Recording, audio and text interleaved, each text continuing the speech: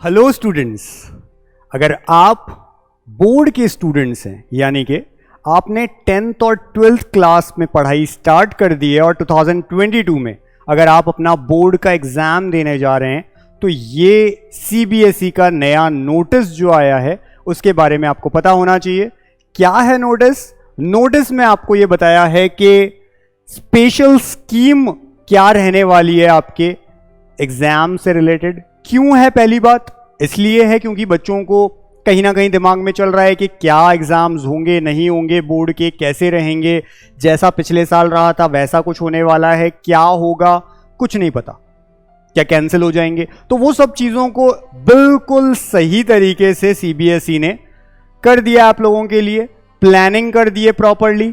अब चाहे आगे कोई नई वेव, जैसे हम लोग कह रहे हैं थर्ड वेव आएगी या कुछ सोच रहे हैं, अब चाहे कुछ भी आए नहीं आए, सीबीएसई ने बहुत स्पेशली अच्छे से आपके लिए ये बना दिया है, एक असेसमेंट तैयार कर दिया है। आप उसे समझ लीजिए। मैं आपको डिटेल में एक एक पॉइंट को समझाने जा रहा हूं, क्या सीबीएसई ने बोला है, कोई भी पॉइंट अपन मिस नहीं करेंगे।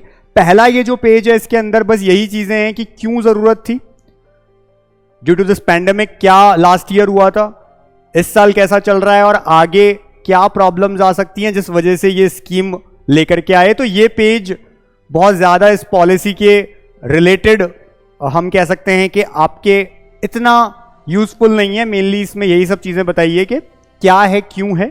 आगे अपने जो काम का पेज है वो सेकंड पेज से स्टार्ट होता है, यानी यहां से क्या है इसके अंदर। तो 10th और 12th दोनों क्लास के जो स्टूडेंट्स हैं बोर्ड के, वो अच्छे से समझिए। पहला जो आपको पॉइंट दिया है, स्पेशल स्कीम फॉर 21 to 22, यानी ये जो सेशन चल रहा है 21-22 बोलते हैं इस सेशन को। 21 में आप 10th या 12th में आए थे, 22 तक आप इसमें पढ़ेंगे। सो academic session to be divided into 2 terms with approx 50% syllabus in each term। क्या किया है सीबीएसई ने?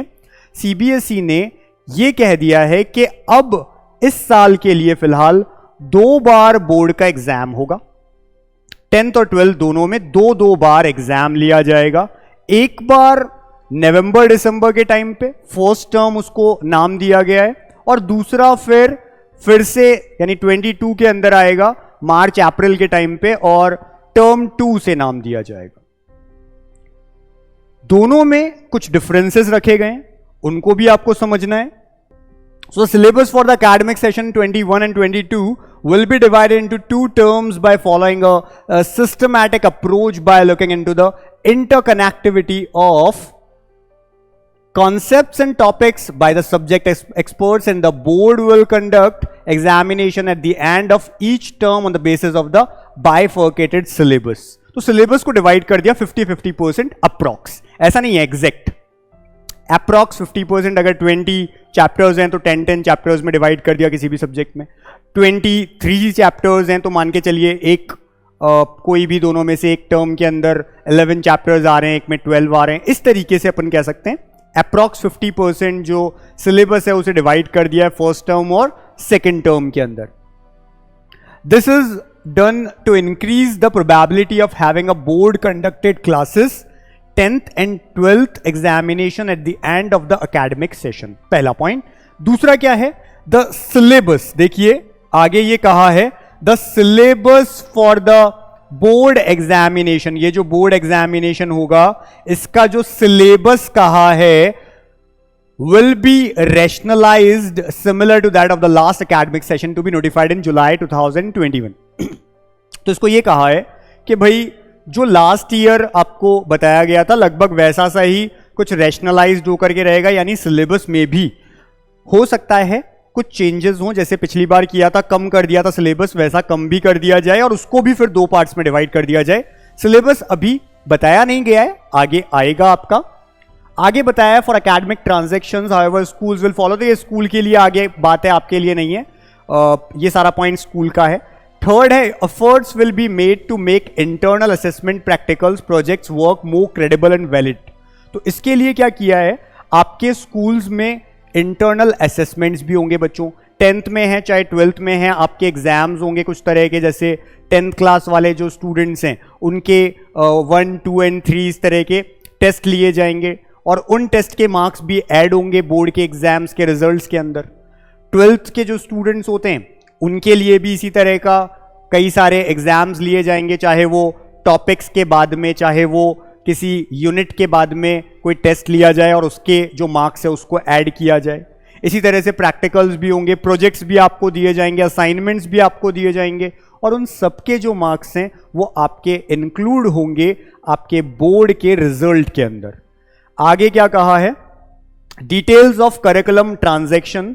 तो क्या क्या करा है इसके अंदर, schools will continue teaching in distance mode, जब तक के आपके ऑफलाइन क्लासेस स्टार्ट नहीं हो जाती हैं ऑनलाइन क्लासेस चलती रहेंगी।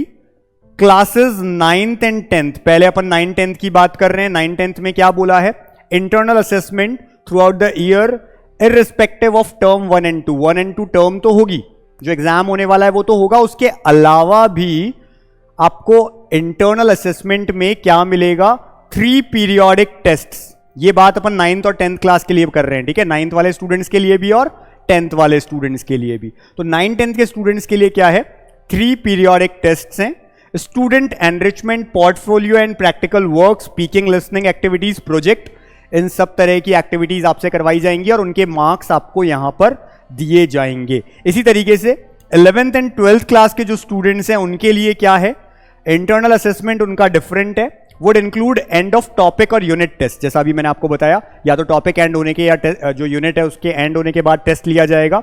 एक्सप्लोरेटरी एक्टिविटीज, प्रैक्टिकल्स, प्रोजेक्ट्स, और इनसे जो मार्क्स आएंगे वो इंक्लूड होंगे आपके बोर्ड के रिजल्ट्स में। Schools would create a student profile for all assessment undertaken over the year and retain the evidence in digital format. समझिएगा, CBSE will facilitate school to upload marks of internal assessment on the CBSE IT platforms. आगे के points में इतना तक लिखा हुआ है कि जो आपकी स्कूल्स होंगी, जिस भी दिन ये असेसमेंट लेती हैं, जिस भी दिन ऐसा एग्जाम लेती है, उन एग्जाम वाले डे पे ही, सेम डे, मार्क्स आप लोगों के CBSE को भेज देगा। ऑनलाइन आपके जो वेबसाइट होती है CBSE की, उस पे अपलोड कर देगा आपके मार्क्स। यानी आप बिल्कुल भी ये नहीं सोच सकते कि स्कूल आपको टाइम देने वाला है। जिस दिन एग्जाम हो गया उसी दिन आपको देना पड़ेगा, अच्छे मार्क्स भी लाने पड़ेंगे, सेकंड चांस नहीं मिलेगी आपको। सेम डे आपके जो मार्क्स हैं वो CBSE को ट्रांसफर कर देगा आपका स्कूल। इसलिए आप लोगों को बहुत सीरियस रह करके पढ़ाई अब करना स्टार्ट कर देनी है बच्चों। आगे देखिए, guidelines for internal assessment for all subjects will also be released along with the rationalized term wise divided syllabus for the session 21-22। बहुत जल्दी आपको सिलेबस भी मिल जाएगा, पता चल जाएगा, और इंटरनल असेसमेंट की जो गाइडलाइंस हैं वो भी आपको हर सब्जेक्ट की पता चल जाएगी।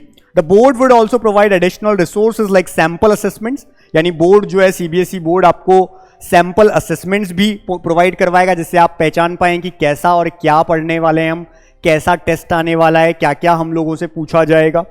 Question banks, teacher training etcetera for more reliable and valid internal assessments. आगे देखिए, नेक्स्ट जो पेज पे आपको बोला गया है टर्म 1 के बारे में, यानी टर्म 1 जो अपना है, 2 टर्म्स हैं, टर्म 1 एंड टर्म 2, 2 एग्जाम्स होंगे आपके। टर्म 1 को कैसे इन्होंने डिवाइड किया है उसको समझना पड़ेगा।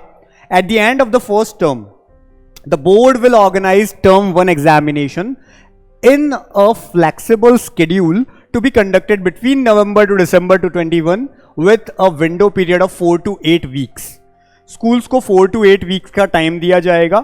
उस बीच नवंबर दिसंबर के अंदर ये एग्जाम कंडक्ट होंगे, जिसे टर्म 1 नाम दिया जा रहा है। इसकी स्कीम भी है, ये प्रॉपरली OMR शीट के ऊपर होगा, यानी कि जो आपके ऑब्जेक्टिव टाइप क्वेश्चंस होते हैं वो होंगे, सब्जेक्टिव नहीं होंगे। आपको कॉपी में लिखना नहीं होगा, आपको 4 ऑप्शंस दिए जाएंगे, असर्शन रीजन टाइप क्वेश्चंस होंगे, उनको आपको मार्क करना होगा OMR पे और उसके आपको मार्क्स मिलेंगे।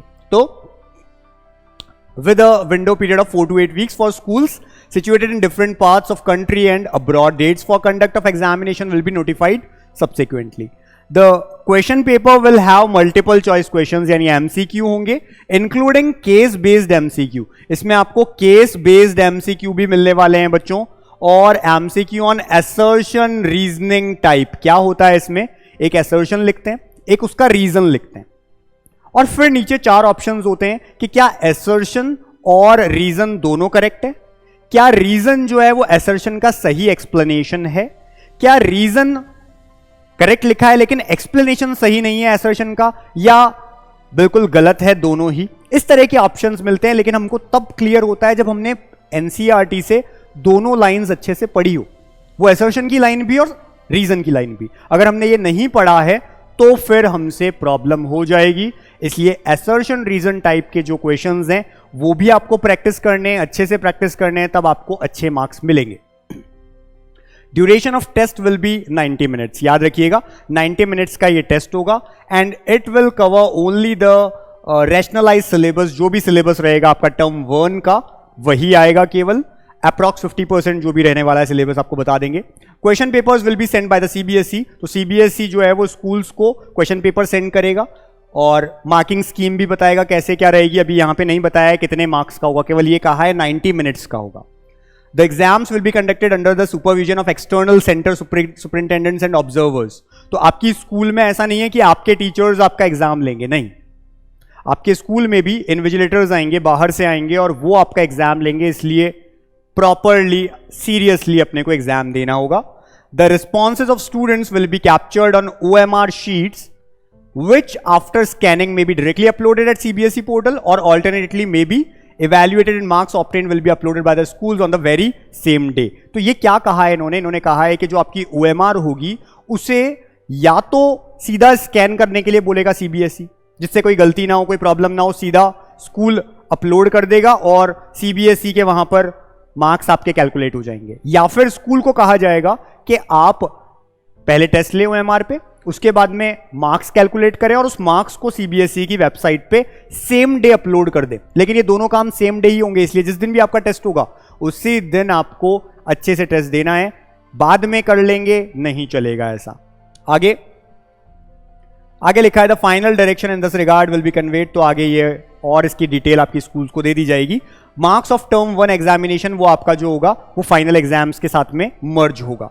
टर्म 2 एग्जामिनेशन ईयर एंड जिसको कहा है, at the end of the second term the board would organize term 2 और year end examination based, year end भी बोल सकते हैं इसे, on the rationalized syllabus of term 2 only। तो इसमें केवल और केवल term 2 का सिलेबस आएगा। ऐसा नहीं है term 2 में आपको स्टार्टिंग से सारा सिलेबस मिले, नहीं। term 1 में term 1 का सिलेबस आएगा 50%, term 2 में इसके बाद का जो 50% सिलेबस है वही पूछा जाएगा आपसे। This examination would be held around March-April 2022 at the examination centers। तो इसके लिए अभी ऐसी डायरेक्शंस दी गई हैं कि जो एग्जामिनेशन सेंटर होंगे, जैसे बोर्ड के लिए आप किसी और सेंटर पे जाते हैं एग्जाम देने, वैसे ही मार्च-अप्रैल में आपको किसी और सेंटर पे जाना होगा। ये आपका स्कूल में होगा फर्स्ट टर्म, सेकेंड टर्म के लिए आपको किसी और स्कूल में जाना होगा, सेंटर में जाना होगा और वहां एग्जाम देना होगा। लेकिन साथ ही साथ कुछ और चीजें भी बोली है कि अगर इस तरह का पैंडेमिक चलता ही रहता है, उस समय भी अगर रहता है, सिचुएशंस अंडर कंट्रोल नहीं होती हैं, तो फिर कुछ गाइडलाइंस है वो अपन आगे बात करेंगे कैसा रहता है। तो फिलहाल ये एक ऑप्शन दिया है। This paper term 2 will be of 2 hours, so 2 hour duration and have questions of different formats. तो यहां तो ऑब्जेक्टिव था 90 मिनट्स का था, ये 2 hours का है, लेकिन सब्जेक्टिव क्वेश्चंस जैसे आपके short answer type, long answer type और जितने भी आपको लिखना पड़ता है पेपर पे वही होगा, वैसा ही होगा। Case based, situation based, open ended, short answer, long answer type, ये सब यहां पर मिलने वाला है टर्म 2 के अंदर। इसके बाद आती है बात इन case the situation is not conductive for normal descriptive examination. अगर उस टाइम ऐसे सिचुएशंस नहीं रहती है, अ 90 मिनट MCQ बेस्ड क्वेश्चन और एग्जाम विल बी कंडक्टेड। तो अगर सब कुछ सही रहता है तो ऐसा होने वाला है, सब कुछ सही नहीं रहता है तो टर्म 2 जो है वो भी आपका कैसे करवा लिया जाएगा, 90 मिनट का MCQ बेस्ड एग्जाम करवा लिया जाएगा। फिर भी कुछ कंडीशंस हैं आगे और वो भी हम बात करेंगे। फिर मार्क्स जो हैं टर्म 2 के बाद में वो भी आपके फाइनल एग्जाम के साथ में मर्ज होंगे। अब आती है ये कंडीशंस कि क्या रहेगी कंडीशन अगर, तो कैसा होगा, ये सब भी समझा दिया गया है अभी से। अब देखिए फर्स्ट सिचुएशन कंडीशन ऐसी है कि इन case the situation of the pandemic improve, suppose करिए कि जो पैंडेमिक है वो सही हो जाता है, सब कुछ अच्छा हो जाता है, and students are able to come to schools और centres for taking the exams. So क्या होगा, board would conduct term 1 and term 2 examination at schools और centres and the theory marks will be distributed equally between the 2 exams. जैसा अभी अपन ने बात की वैसा ही होगा, सब कुछ सही। In case the situation of the pandemic forces complete closure of schools during November December, suppose करिए ऐसा है कि नवंबर दिसंबर जो है उस टाइम तक सिचुएशंस ठीक नहीं होती हैं, स्कूल्स बंद हैं, लेकिन मार्च अप्रैल तक वापस खुल जाएंगे, तो क्या होगा? ऐसे में जो टर्म 1 है आपका, टर्म 1 जो एमसीक्यू बेस्ड एग्जामिनेशन है, ये हो सकता है कि ऑनलाइन या ऑफलाइन मोड किसी से भी ले लिया जाए।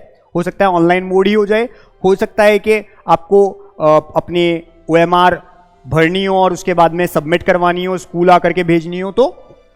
लेकिन अब इसमें भी आप गलती नहीं कर सकते बच्चों, जो OMR आपको मिलेगी उसी पे अपने को काम करना होगा।